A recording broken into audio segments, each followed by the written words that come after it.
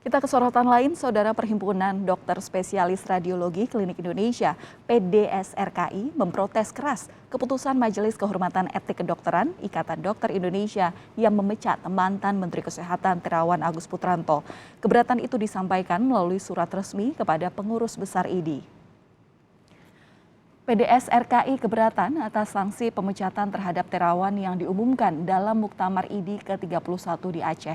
Karena keputusan itu dianggap berdampak suasana yang tidak kondusif. Mereka meminta Ketua Umum IDI untuk memberi penjelasan secara terbuka bahwa telah terjadi kesalahan pada tata cara penyampaian keputusan itu.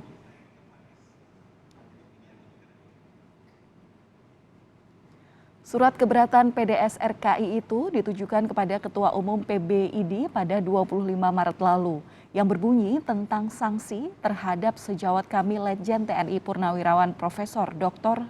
Terawan Agus Putranto dengan pencabutan anggota IDI permanen secara terbuka. Kami dari Perhimpunan Dokter Spesialis Radiologi Klinik Indonesia (PDSRKI) dengan tegas memprotes keras kepada PBID atas pernyataan terbuka dari ketua pada Muktamar IDI sehingga menyebabkan suasana tidak nyaman di antara anggota kami, ujar PDSRKI dalam surat itu. Kasus pada Ikatan Dokter Indonesia dan Dr. Terawan Agus Putranto dinilai perlu dijembatani. Wakil Ketua MPR Zulkifli Hasan menyatakan Dr. Terawan dianggap sebagai dokter yang memiliki banyak prestasi sehingga kasus pemecatannya oleh IDI sebaiknya dibicarakan terlebih dahulu letak masalahnya untuk diselesaikan. Antara IDI dan Dr. Terawan ya, itu kan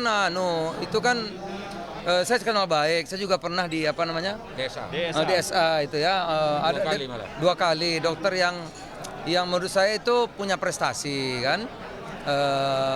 Maksudnya masalahnya apa? Masa nggak bisa dijembatani, nggak bisa ketemu ya? Kan bisa dibicarakan apa yang jadi soal, apa yang jadi masalah gitu ya.